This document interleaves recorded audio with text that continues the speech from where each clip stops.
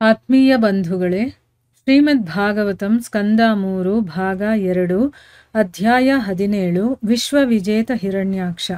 ಇದರಿಂದ ಇವತ್ತು 3 ಶ್ಲೋಕಗಳನ್ನು ತಿಳ್ಕೊಳ್ಳೋಣ. ಶ್ಲೋಕ 21.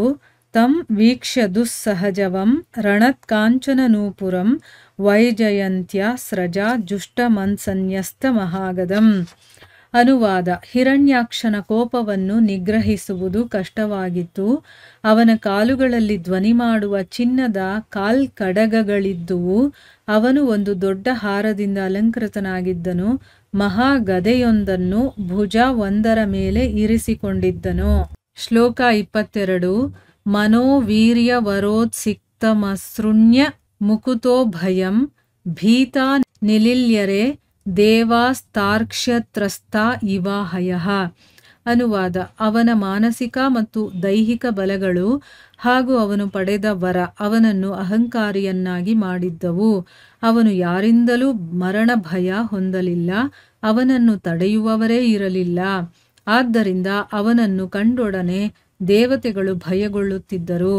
ಗರುಡನ ಹೆದರಿಕೆಯಿಂದ ಹಾವುಗಳು ಅಡಗುವಂತೆ ದೇವತೆಗಳೂ ಕೂಡ ಅಡಗಿಕೊಂಡರು. ಶ್ಲೋಕ 23.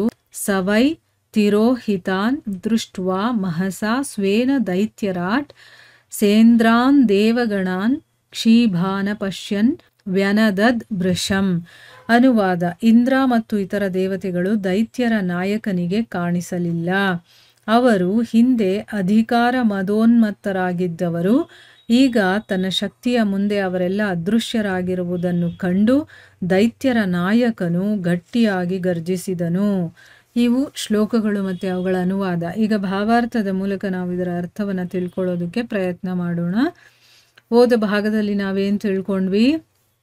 ಮೊದಲನೇ ಮಗ ಹಿರಣ್ಯಕಶಿಪು, ಅವನು 3 ಲೋಕದಲ್ಲೂ ಕೂಡ ಯಾರಿಂದನೂ ನನಗೆ ಸಾವಿಲ್ಲ ಅನ್ನುವಂಥ ಒಂದು ಧೈರ್ಯ, ಅದಕ್ಕೆ ಅವನು ಯಾರಿಗೂ ಹೆದರ್ಕೊಳ್ತಾ ಇರಲಿಲ್ಲ.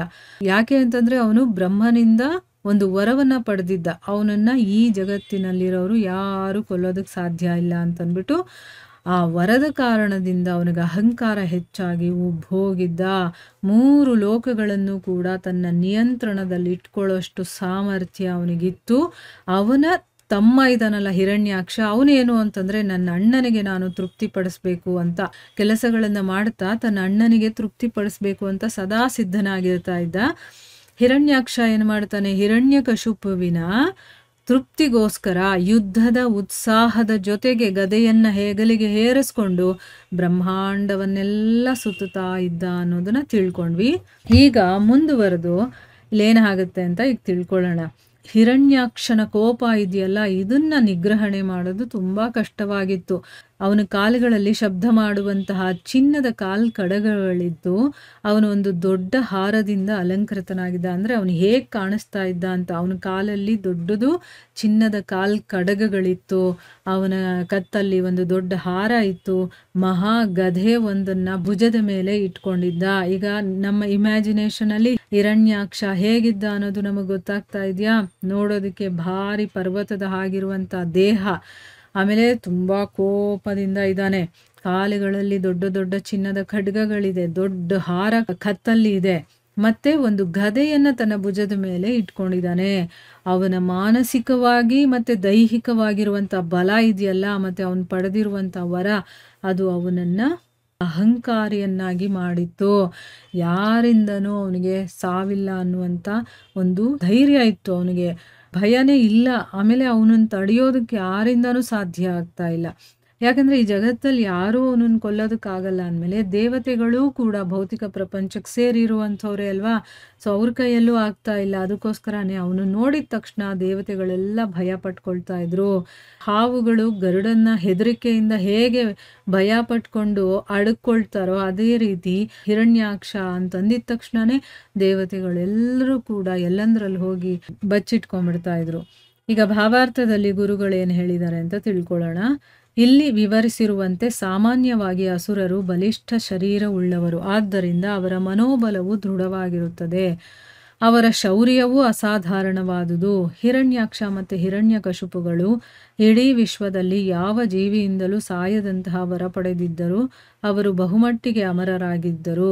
ಅದರಿಂದಾಗಿ ಸಂಪೂರ್ಣ ನಿರ್ಭೀತರಾಗಿದ್ದರು. ಇಲ್ಲಿ ಗುರುಗಳೇನು ಹೇಳ್ತಾ ಇದ್ದಾರೆ ಅಂತಂದರೆ, ಸಾಮಾನ್ಯವಾಗಿ ಅಸುರರು ಬಲಿಷ್ಠರಾಗಿರ್ತಾರೆ. ಅಂದರೆ ಶಾರೀರಿಕ ಬಲ ತುಂಬ ಇರುತ್ತೆ ಅವ್ರಿಗೆ, ಅದಕ್ಕೆ ಮನೋಬಲ ಕೂಡ ಅವ್ರದ್ದು ದೃಢವಾಗಿರುತ್ತೆ. ಅವರ ಒಂದು ಶೌರ್ಯ ಅಸಾಧಾರಣವಾಗಿರುವಂಥದ್ದು. ಸಾಧಾರಣ ಮನುಷ್ಯ ಮಾಡೋಕ್ಕಾಗದೇ ಇರುವಂಥ ಕೆಲಸಗಳನ್ನೆಲ್ಲ ಅವ್ರು ಮಾಡ್ತಾರೆ, ಅಷ್ಟು ಶಕ್ತಿಶಾಲಿಗಳಾಗಿರ್ತಾರೆ ಅವರು. ಇಲ್ಲಿ ಹಿರಣ್ಯಾಕ್ಷ ಮತ್ತು ಹಿರಣ್ಯಕಶಿಪು ಇಬ್ಬರೂ ಕೂಡ ಈ ಜಗತ್ತಲ್ಲಿ ಯಾರಿಂದನೂ ನಮಗೆ ಸಾವು ಇರಬಾರ್ದು ಅನ್ನುವಂಥ ವರವನ್ನು ಪಡೆದಿದ್ರು. ಅಂದರೆ ಬಹುಮಟ್ಟಿಗೆ ಹೇಳಬೇಕು ಅಂದರೆ ಅಮರರೇ ಆಗಿಬಿಟ್ಟಿದ್ರು ಅವರು. ಅದಕ್ಕೆ ಅವ್ರಿಗೇನು ಅಂದರೆ ಭಯ ಇಲ್ಲ, ಏನಾದರೂ ನಾನು ಸಾಯಲ್ಲ ಅನ್ನುವಂಥ ಒಂದು ಧೈರ್ಯ. ನಮಗೊಂದು ಸಣ್ಣ ಹುಳ ನೋಡಿದ್ರೆ ನಾವು ಹೆದರ್ಕೋತೀವಿ, ಯಾಕೆ? ಸಾವಿನ ಭಯ ನಮಗಷ್ಟಿದೆ ಆಯಿತಾ. ಅದಕ್ಕೆ ಎಲ್ಲಿ ನನಗೇನಾಗ್ಬಿಡುತ್ತೋ ಅಂತ ಹೆದರಿಕೆ, ಎಂಥವ್ರಾದರೂ ಕೂಡ ಹೆದರಿಕೆ ಅನ್ನೋದು ಇರುತ್ತೆ. ಆದರೆ ಇವರಿಗೆ ವರ ಇದ್ದಿದ್ದ ಕಾರಣದಿಂದ ಅವ್ರಿಗೆ ಯಾವುದ್ರ ಬಗ್ಗೆನೂ ಕೂಡ ಯೋಚನೆನೇ ಇರಲಿಲ್ಲ. ಇನ್ನು ಮುಂದಿನ ಶ್ಲೋಕದಲ್ಲಿ ಹೇಳ್ತಾ ಇದ್ದಾರೆ, ಇಂದ್ರ ಮತ್ತು ಇನ್ನೂ ಬೇಕಾದಷ್ಟು ದೇವತೆಗಳಿದಾರಲ್ಲ, ಅವರೆಲ್ಲರೂ ಕೂಡ ಈ ರಾಕ್ಷಸನಿಗೆ ಕಾಣಿಸ್ಕೊಂಡಿಲ್ಲ. ಅವ್ರ ಹಿಂದೆ ತುಂಬ ಅಧಿಕಾರದಲ್ಲಿ ಮದೋನ್ಮತ್ತರಾಗಿದ್ದಂಥವ್ರು ಯಾರು? ದೇವತೆಗಳು. ಅವರು ಮುಂದೆ ಏನು ದರ್ಪವನ್ನು ತೋರಿಸ್ತಾ ಇದ್ದಂಥವ್ರು. ಆದರೆ ಈಗ ತನ್ನ ಶಕ್ತಿಯ ಮುಂದೆ ಅವರೆಲ್ಲ ಅದೃಶ್ಯರಾಗಿರೋದನ್ನು ನೋಡಿ ದೈತ್ಯರ ನಾಯಕ ಏನು ಮಾಡ್ತಾನೆ? ಗಟ್ಟಿಯಾಗಿ ಅವನು ಗರ್ಜಿಸ್ತಾನೆ, ನನ್ನನ್ನು ಯಾರು ಏನೂ ಮಾಡೋದಕ್ಕಾಗೋದಿಲ್ಲ ಅನ್ನೋದು. ಅಂದರೆ ದೇವತೆಗಳೇ ಹೆದರ್ಕೊಂಬಿಟ್ಟಿದ್ದಾರೆ ನನ್ನನ್ನು ನೋಡಿ ಅಂತ ಅವನಿಗೆ ಖುಷಿ ಆಗಿಬಿಡುತ್ತೆ. ಯಾಕಂದರೆ ಅವರೆಲ್ಲರೂ ಕೂಡ ಇವರನ್ನೆಲ್ಲ ಹೆದರಿಸ್ಕೊಂಡು ಆ ಒಂದು ಅಧಿಕಾರದಲ್ಲಿದ್ದಂಥವ್ರು ಈಗ ನನ್ನನ್ನು ನೋಡಿ ಇವರೆಲ್ಲ ಹೆದರ್ಕೊಳ್ತಾ ಇದ್ದಾರಲ್ಲ ಅಂತ ಆ ದೈತ್ಯರ ನಾಯಕನಾಗಿರುವಂತಹ ಹಿರಣ್ಯಾಕ್ಷನಿಗೆ ತುಂಬ ನಗು ಬರುತ್ತೆ. ದೊಡ್ಡದಾಗಿ ಅವನು ಗರ್ಜನೆ ಮಾಡ್ತಾ ನಗುತ್ತಾನೆ ಅಂತ ಅಂದ್ಬಿಟ್ಟು ಇಲ್ಲಿ ಹೇಳ್ತಾ ಇದ್ದಾರೆ. ನೋಡಿದ್ರ ಯಾವ ರೀತಿಯ ಒಂದು ಸ್ವಭಾವ ದೈತ್ಯರದಾಗಿರುತ್ತೆ. ಈಗ ಆ ಹಿರಣ್ಯಾಕ್ಷ ತನ್ನ ಅಣ್ಣನಿಗೆ ತೃಪ್ತಿಪಡಿಸ್ಬೇಕು ಅಂತ ಲೋಕ ಸಂಚಾರವನ್ನು ಮಾಡ್ತಾ ಇದ್ದಾನೆ. ಏನು ಮಾಡ್ತಾನೆ ಅಂತ ಗೊತ್ತಿಲ್ಲ. ಒಟ್ನಲ್ಲಿ ದೇವಲೋಕಕ್ಕೂ ಹೋಗಿದ್ದಾನೆ, ಅಲ್ಲಿ ಯಾರು ದೇವತೆಗಳು ಕಾಣಿಸ್ಲಿಲ್ಲ. ಅದಕ್ಕೆ ನನ್ನನ್ನು ನೋಡಿ ಹೆದರ್ಕೊಂಡಿದ್ದಾರಲ್ಲ ಅಂತ ಅಂದ್ಬಿಟ್ಟು ಅವನು ಜೋರಾಗಿ ಗರ್ಜನೆ ಮಾಡ್ತಾ ಇದ್ದಾನೆ ಅಂತ ತಿಳ್ಕೊಂಡ್ವಿ. ಮುಂದೇನಾಗುತ್ತೆ ಅಂತ ನಾವು ಮುಂದಿನ ಭಾಗದಲ್ಲಿ ತಿಳ್ಕೊಳ್ಳೋಣ. ಹರೇ ಕೃಷ್ಣ.